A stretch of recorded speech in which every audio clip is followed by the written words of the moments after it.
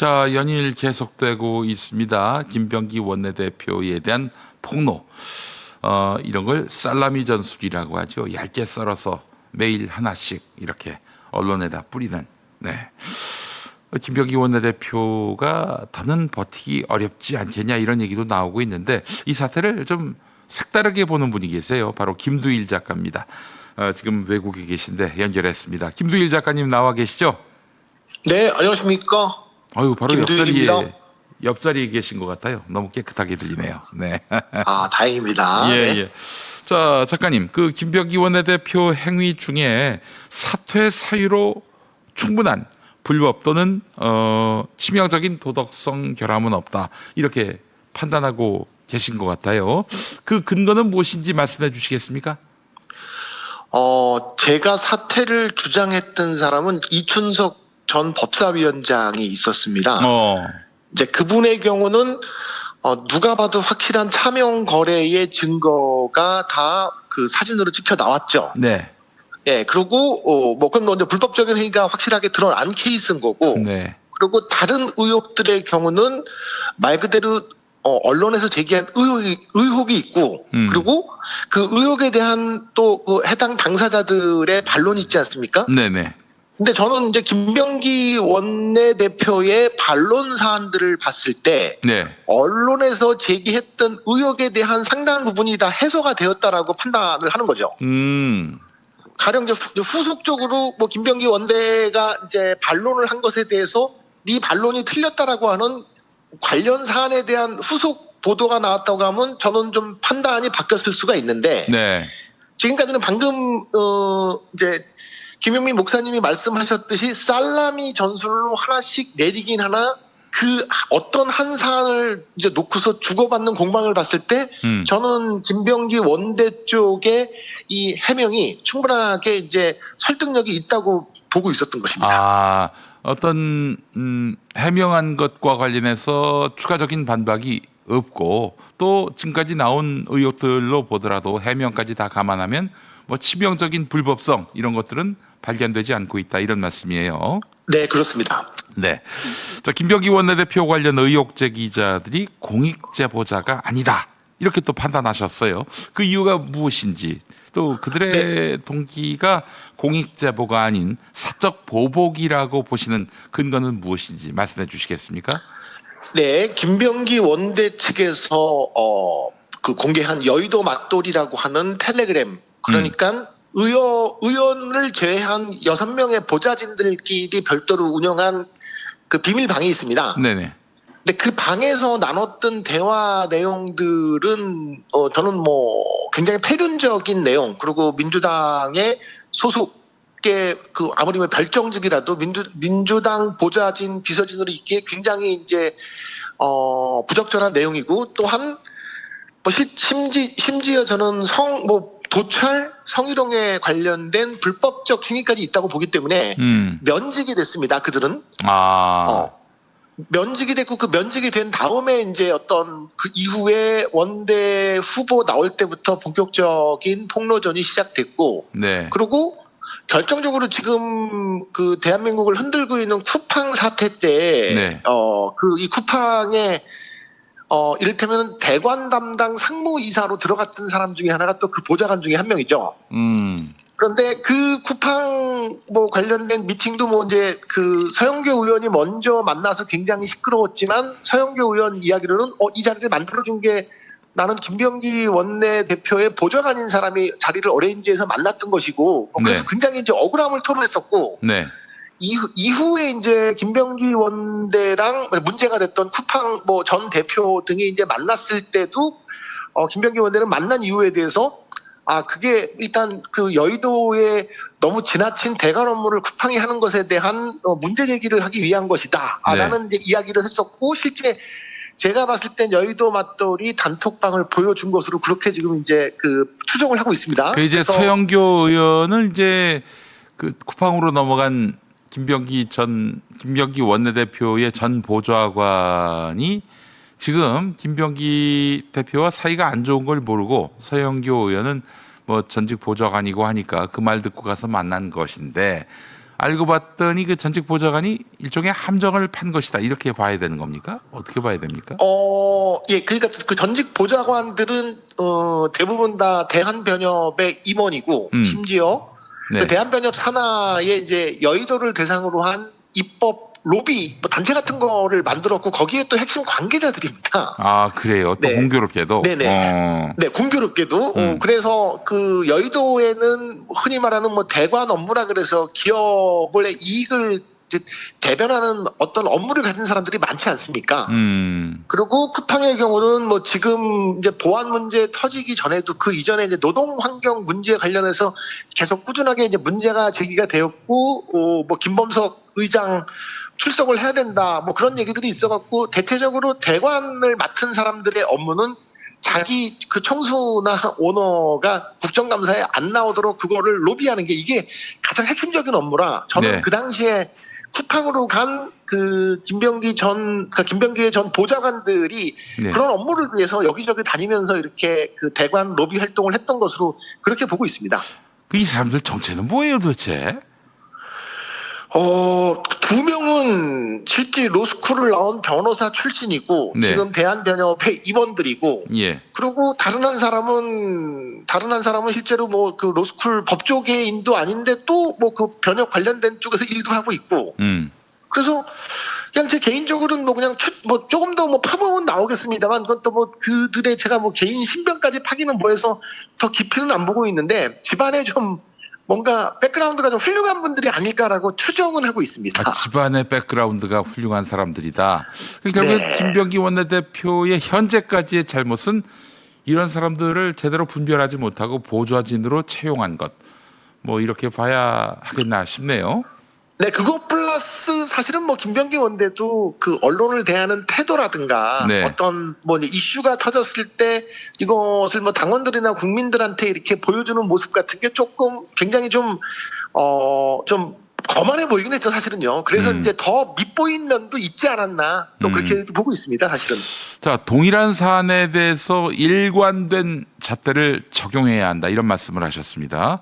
김병기 사례와 다른 과거 사례들, 그러니까 다른 사퇴 요구 사례들과 이게 비교해 봤을 때 차이점이 네. 많다 이런 말씀이에요. 예컨대 이제 장경태 의원, 최민희 의원, 김남국 그 비서관 이런 사람들에 대해서도 이제 과거에 사퇴하라 이런 압박 요구가 강했는데 이것과 김병기 원내대표 사례 무슨 차이점과 유사점이 있다고 보시는 건가요?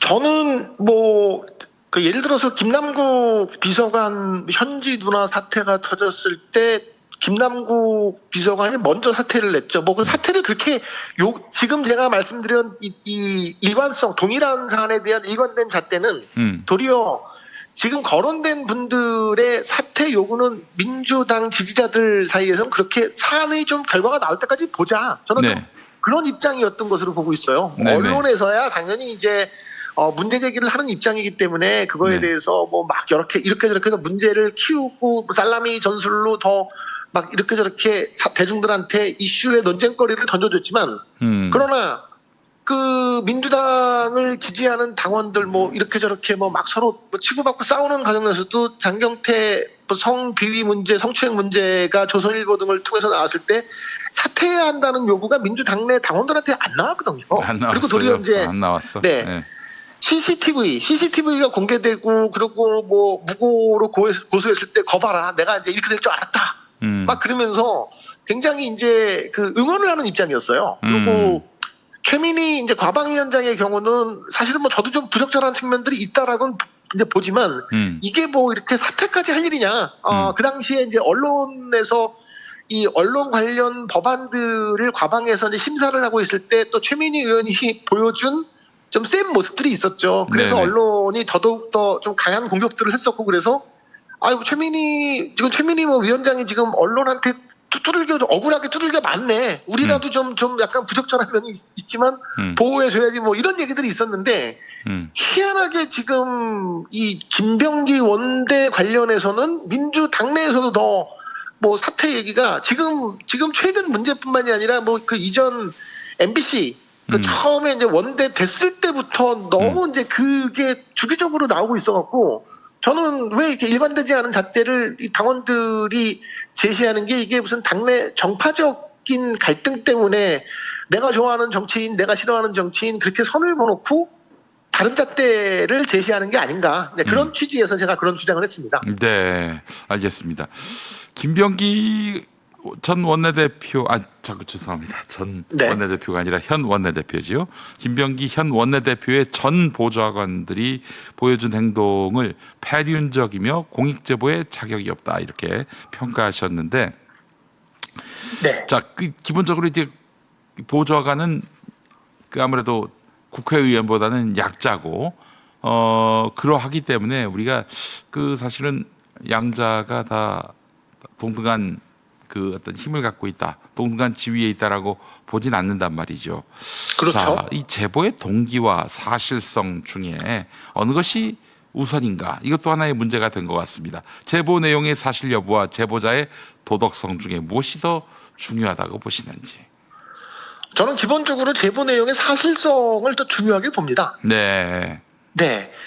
동기보다도 사실성을 더 중요하게 보는 취지인데, 그런데 아무리 봐도 이 제보의 사실성을 봤을 때, 네. 이거를, 뭐 사실로 믿을 만한, 뭐 위법성 조각사이라고 하죠. 사실로 믿을 만한 어떤 그런 내용도 상당히 이제 뒤로 가면 갈수록 되게 희석이 되어 보인다는 거죠. 작가님 네. 보시기에 대표적으로 이제 보좌진이 제보했던 내용 중에 네. 사실 아니라고 확인된 것들, 뭐 대표적으로 뭐가 있을까요? 지금 너무 100% 뉴스들이 그냥 네. 산발적으로 나오니까 뭐가 사실이고 뭐가 과장이고 뭐가 가짜인지 구분할 길이 없어요. 사실 우리 평범한 뉴스 소비자들은. 네. 네, 그렇죠. 네. 요거 뭐 제가 간략하게 브리핑해 드리면 일단은 가족 대한항공 의전 특혜는 100% 사실이 아니고요. 네. 이거는 뭐 반론을 한 다음에 그 반론에 대한 반론을 아예 하지도 못했습니다. 이건 뭐 그냥 완전한 허위 사실입니다. 네. 그리고 최근에 주말에 보도가 되었던 뭐 부인의 무슨 뭐 법인카드 유용 관련된 부분. 네. 이 부분도 무슨 뭐 새로운 뭐 녹취를 갖고 이렇게 저렇게 했으나 그것도 경찰 수사기관에서 이미 다 무혐의로 판명이 난 부분들입니다. 네. 보도까지 됐던 거고요. 네. 근데 무혐의로 보도가 된 부분을 다시 꺼내오는 것도 전 대단히 좀 악의적이라고 보고 있고요. 그리고 뭐 160만 원짜리 고급 호텔 숙박권이라고 하는데 칼 호텔 이게 마치 얼핏 보면은 야 하룻밤에 160만 원짜리 로얄 스윗 룸에서 묵었어? 라고 보는데 이게 2박 3일 동안에 숙박료와 조식비가 포함되어 있었고 그리고 김병기 의원 혼자 쓰는 것도 아니고 같이 이제 보좌관들이랑 쓴 방이고 그리고 김병기 의원한테만 이게 제공된 게 아니라 제가 봤을 때는 국토위에 그러니까 대한항공 측에서 자회사인 칼 호텔 측의 숙박권을 뭐 싸게 매입을 한 다음에 그거를 여기 피감기관에서 제공을 한 것으로 좀 그렇게 보여요. 그래서 이건 김병기 의원 혼자만의 문제도 아닌 것으로 보이고. 그래서 근데 뭐 이걸 되게 뭐 말이 아다르고 어다르더라고. 또 뭐 쿠팡에서 처음에는 호텔에서 뭐 룸에서 1인당 70만 원짜리 밥을 먹은 것처럼 얘기했으나 김병기 의원은 룸도 아니고 공개된 장소에서 최소 5명 이상 같이 만났으며 자기는 38,000원짜리 파스타를 먹었다. 이와 관련한 반박은 아직 나오지 않고 있는 상황이고요. 예, 뭐 이제 나중에 무슨 뭐 관련돼서 뭐 아무튼 반박이 안 나오고 있어요. 예. 제가 봤을 때는. 그리고 제가 더 이제 결정적으로 문제 제기를 하고 싶은 거는 이 보좌관들 측에서 언론에 제보한 내용들을 보면 자신들이 일한 내용만 나와요. 그러니까 뭐 예를 들어서 보라매 병원에 그렇게 뭐 진료에 관련된 예약을 한 문제, 그 다음에 뭐 병무청의 예비군 훈련. 근데 그러면 정확하게 본인이 뭐 의원에게 지시받은 뭐 예를 들어 문자든 녹취든 그런 게 있으면 그런 거를 공개하는 게 저는 더 설득력이 있을 것 같고 있었으면 공개를 했을 것 같은데 본인들이 얼마나 뭐 그렇게 서울 보라매 병원 측에 대화한 내용을 보면 굉장히 자기 의원을 끔찍히 아끼는 거. 그러니까 되게 이렇게 존경하는 것처럼 그래서 굉장히 이렇게 의전을 챙기는 것처럼 보좌관들이 그렇게 보내요. 그건 보라매 병원도 그렇고 병무청도 그렇고 그런데 그러고 나서 자기가 그런 자괴감을 느꼈다라고 얘기하면은 어떻게 그 지시를 받았길래 본인들이 자괴감을 느꼈는지에 대한 예를 들어서 뭐 문자든 카톡이든 녹취든 나와야 되는데 지시를 받은 거에 대한 건 없이 본인들이 실제 일한 내용만 나온다는 거죠. 네. 그래서 저는 그래놓고 본인들의 여의도 맞벌이 단톡방에서는 그렇게 온갖 패륜적인 얘기를 나누고 욕을 하고 뭐 그랬으니 이게 너무 그분들의 행태가 저는 좀 이중적이고 뭐 수상해 보인다라는 이제 의구심을 자꾸 가지게 되는 거죠. 그래서 이렇게 디테일을 파고드는 사람들이 있는가 하면은 그냥 네. 뉴스에서 헤드라인만 보고 네. 사태의 그 진실을 이해하려고 하는 분들이 더 많지 않습니까?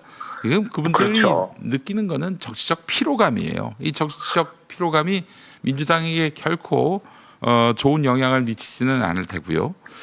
자, 민주당 지지층 내부에서조차 사퇴 여론이 높은 이유가 바로 이런 배경이 아닐까 싶은데, 자, 이 여론과 사실, 감성과 정무적 계산 사이의 균형을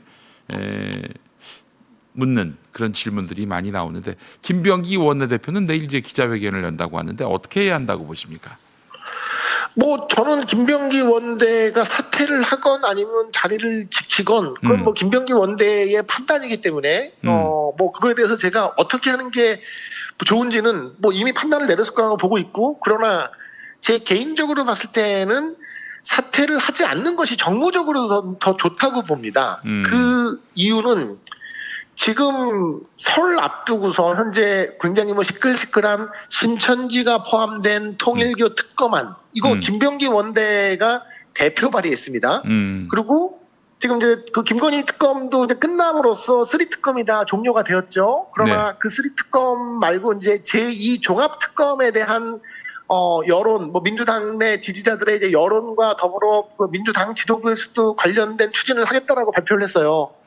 그러면 그리고 이제 그럼 이런 중요한 어떤 그 쟁점 개혁 법안들을 설 전에 처리하지 않으면 저는 처리를 못 한다고 봅니다. 그 이유는 설 지나고 나면은 지방선거 모드로 들어가기 때문에 국회는 사실상 기능이 정지가 돼요. 그리고 그러면 이제 6월달 지방선거 끝나고 나면 그때는 그 22대 국회 상임위 재분배부터 뭐 시작하면은 그때 또 법사위 위원장 내놔라 마라 그걸로 한 뭐 또 6월, 7월 뭐 늦어지면 8월 초까지 싸우느라고 또 국회는 중단이 됩니다. 그리고 8월 달이 돼, 뭐, 그래서 처음에 국회가 또 열린다 치면은 민생 법안부터 처리해야지 바로 무슨 이렇게, 민감한 법안부터 처리할 수는 없지 않겠습니까? 네. 그러면은 지금의 제2특검이나 신천지 포함된 특검 등의 경우는 만약에 민주당이 할 의지가 있으면 현 시점에서 그 설 전에 처리를 해야 되는데 법안들에 대한 처리에 있어서 상대방 당과 협상부터 시작해서 이 의총 주도하면서 이 법안을 이렇게 통과해야 된다는 설득부터 시작해서 모든 처리를 다 원내대표가 해야 되는데 김병기 원대가 관두면 새로 보궐선거를 해야 되죠. 6개월짜리. 그러면 그 6개월짜리 새로운 보궐선거를 하는데 지금 이제 3인의 그 최고위원 보궐선거를 갖고도 뭐 친청이니 반청이니 온갖 난리가 났는데 원대 보궐까지 들어가면 저는 민주당 분위기가 아주 최악의 상황으로 치닫는다고 보는 거예요. 서로 간에 이제 개파 간의 갈등이 또 시작을 될 거기 때문에. 때문에 저는 반년 남은 지금 그 원대의 임기를 보궐로 가기보다는 현 시점에서 김병기가 좀 버티고, 그리고 어차피 내년 6월에 다 새로 뽑아야 되는데 왜 지금 이렇게 그 중요한 지방선거를 앞두고 내부적인 갈등과 싸움을 더 도리어 이렇게 올라가게 되냐. 그걸 전 정무적으로 반대하는 입장인 거죠. 네, 알겠습니다. 자, 그래요. 하여튼 좀 이게 이런 추문들이 좀 안 나왔으면 좋겠어요. 그래서 사실은 그들이 뭐 정말 말 그대로 보좌진이 이게 농간을 피우는 것이라면은 그 이전에 사전에 제어할 수 있는 것도 요구되는 정치적이라고 봅니다. 김병기 원내대표에게 요구되는 정치적이라고 보는데 많이 아쉽습니다, 사실은. 그거는 맞습니다. 그러니까 지금 그 김용민 이사장님이 지적한 부분은 정확하고, 또한 저는 김병기 사태에 대해서 너무 대통령 지지율이 떨어질까봐 혹은 민주당의 뭐 지지율이 떨어질까봐 걱정해서 시끄러우니까 좀 뭐 사퇴를 해야 한다는 입장도 충분하게 이해돼요. 그것도 뭐 그분들의 정무적인 판단이기 때문에 뭐 저도 그래서 그런 면에서 김병기 원내에게 되게 아쉬운 부분들이 있죠. 하지만 종합적으로 생각해봤을 때 이거는 사퇴를 했을 때 훨씬 더 손해가 크다라는 게 제가 아무리 뭐 냉정하게 생각을 해봐도 그래서 저도 좀 어떻게 보면 사람들한테 이 대세와 다른 디테일한 입장을 갖고서 뭐 계속 의견을 내는 거죠. 뭐 저 같은 네. 사람이라도. 예, 네. 알겠습니다. 자, 김두일 작가님 말레이시아시죠? 네, 말레이시아입니다. 언제 돌아오세요? 돌아오시는 현재로서는 뭐 2월 첫 주 정도 보고 있습니다. 아, 알겠습니다. 즐거운 연말연시 보내시고 또 네, 뵙도록 네. 하겠습니다. 말씀 잘 들었습니다. 네, 고맙습니다. 네, 김두일 작가님과 함께한 시간이었습니다.